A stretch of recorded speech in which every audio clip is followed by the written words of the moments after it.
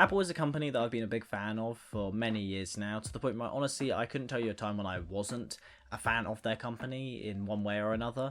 I've been using Apple products for basically as long as I can remember. I think my second phone properly ever was the iPhone 6, so if you want to... Actually no, iPhone 5S I think, so if you want to get an idea for my age, then there you go.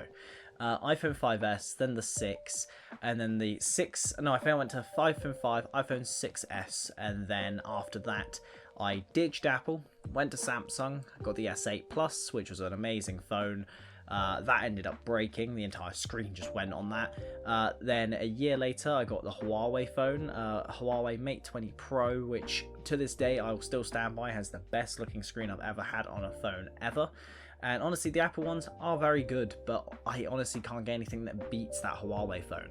And then I went back to Apple with the 11 Pro Max, and for now, I've now got the 13 Pro Max currently. Now, I've been using iPhones for quite a while, as you can tell, but in terms of Apple themselves, even when I went back to Android for a little portion of time, I ended up getting a MacBook Pro again. I had a MacBook Pro in 2013, which I used throughout basically middle school going through to year 9ish, and then kind of stopped using laptops in general because I got my gaming PC.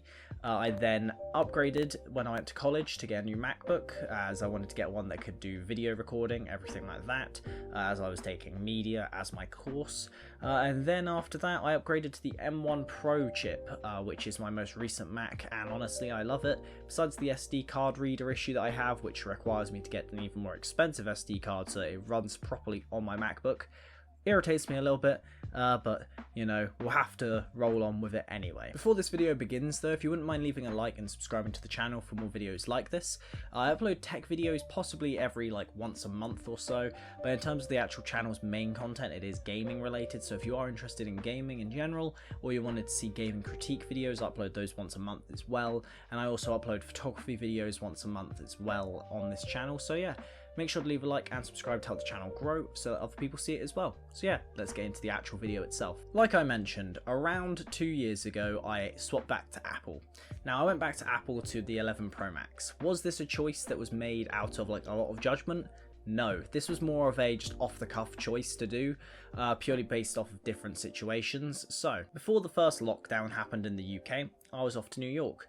Before that, I wanted to get a new phone because my Huawei phone had a crack on the top of it which allowed you to see into the actual mechanics of the phone itself, so I was like, you know what, I need to get a new phone before this goes. Samsung were going to be releasing their new Samsung S20 at the time. I was really hyped for this phone overall. I thought all the specs looked amazing, and I was very close to having Android for yet another year guaranteed, and then they weren't releasing it until the 13th of March. Which was a bit of an issue for me because I was going to New York on the 8th, so I was like, no, I cannot do this. I went for the iPhone 11 Pro Max instead because I was like, you know what, I've already got a MacBook, I've already got an iPad, and I might as well because I already enjoy the Apple ecosystem. I know I like Apple as a company, so I'll just go back to Apple. From there, I then later on that year got an Apple Watch and AirPods and AirTags. So ever since that change, I've now fully got into the walled garden of Apple, and I will probably never end up leaving. If I do, it will be because of pixels, and that is something that I do want to talk about in this video, which is why I think Google could actually rival Apple at some point soon in terms of the actual capabilities. You know, they own Android, they now do their own phones fully, all the processors, everything is all done by them, so they can get onto the point of Apple where everything is actually optimized properly for the OS instead of everything the other way around. Because a lot of the issue that Android phones have is that if you put an iPhone on paper and look at an Android phone, the iPhone looks terrible. But the main thing is that Apple have actually optimized the OS for the phone itself. It doesn't need to have ridiculously high specs. On Samsung's end, for example, they need to have the phone be really high spec to deal with Android, versus the Android OS that they use optimized for the phone itself. Now, there's two main reasons for why I love Apple's products primarily.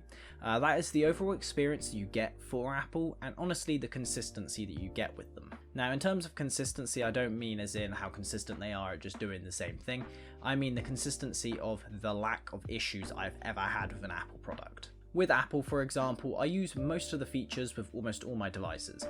I don't use my AirPods as much as I used to, but that's primarily because I haven't been going to the gym recently and I haven't been going for runs, so I haven't been using my AirPods that much, but before that I was using them all the time.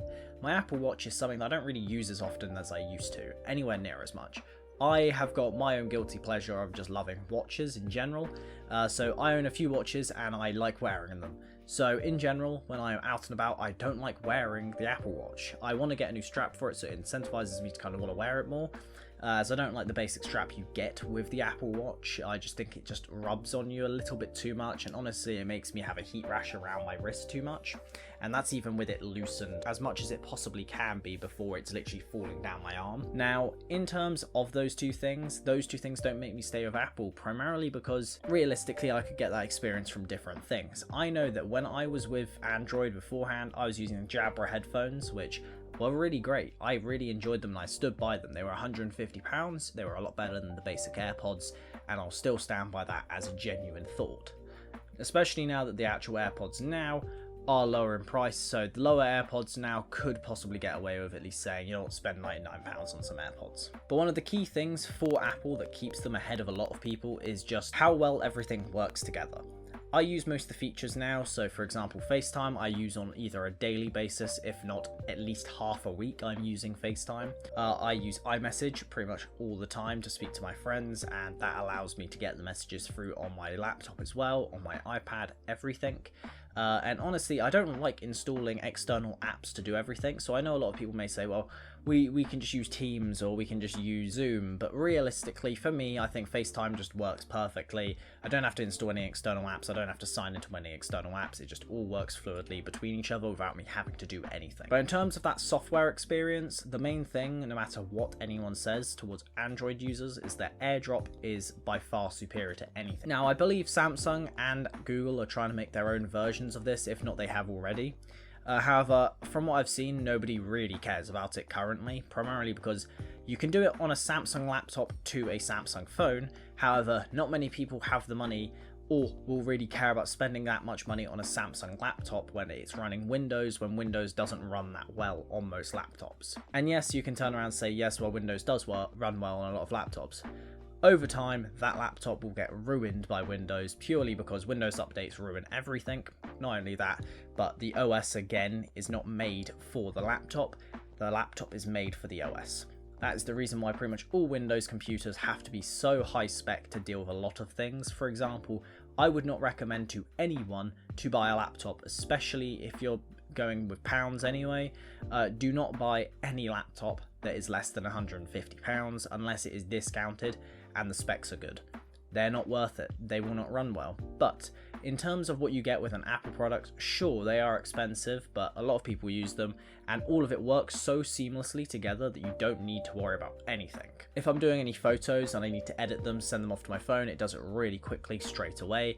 And same with any form of videos, anything that I need to send to my laptop or my phone does so quickly I don't even need to worry about it ever. And then the last one is reliability. Now what I mean by this, and this is one of my key examples for this. So I decided to upgrade to the M1 Pro laptop. One main reason was the left side ports on my old one were not functioning properly, but also my PC had just stopped properly working. And what I mean by that is when I did a Windows update, my computer was unable to actually function properly for about 6 weeks until a Windows update came out that fixed my issue. For some reason, this Windows update made my PC that has got an i7-8700 in it, 16 gigs of RAM, a 2070, and it was running its CPU at 100% constantly. This is something that I've never had with Apple ever. Apple will basically have everything under wraps pretty well. Generally speaking, even working in a retail company that deals with technology, I rarely see any issues with Apple products that come in.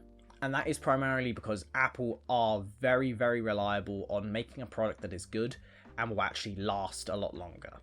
Now though, like I mentioned, I do think Google are going to be getting there very soon. I think with their new phone, the Pixel 6, that honestly does look amazing. It's actually something that did tempt me heavily. I was looking at it, I was like, damn, I might have to swap to Android at some point in the future because this is getting really good. But I don't think I will. I think the new iPhone, when it comes out this year, will probably be decent. I don't think it will be as good in general I think we won't be getting a next gen iPhone until probably the iPhone 15 or so. I think the iPhone 14 will be basically very similar again to the 13, maybe a little bit of differences with a hole punch, maybe, but I don't think we're going to get to Apple's dream, which is a completely wireless life, until probably about 15th iPhone, because, you know, it's a nice number just to choose from, or even waiting all the way up to the iPhone 20, because you never know. Apple like to recycle old technology for as long as they can get away with it for, and they've done it for a very long time at this point. We've still got technology, for example, in the SE phones that's been there for borderline a whole decade. Yeah, with that all being said, this video was something that obviously was a bit, again, all over the place in terms of what I'm talking about. It's primarily because Apple itself as a company, I do think do a lot of good things, especially with tech. There's a lot of things that I really want to see from them. For example, a camera. I'd love to see a camera from Apple. Just imagine taking a photo and it instantly is already on your laptop, and you can edit it either on your iPad or whatever through Photoshop, Lightroom, whatever. It'd be amazing for that. At least from my standpoint as a photographer, it would be great. But anyway, with that all being said, I hope you guys enjoyed this video. Make sure to leave a like and subscribe to see more content in the future. Like this one, like I mentioned, I upload gaming critiques once a month on a Friday. And with that all being said, I'll see you guys in the next one. Have a good one.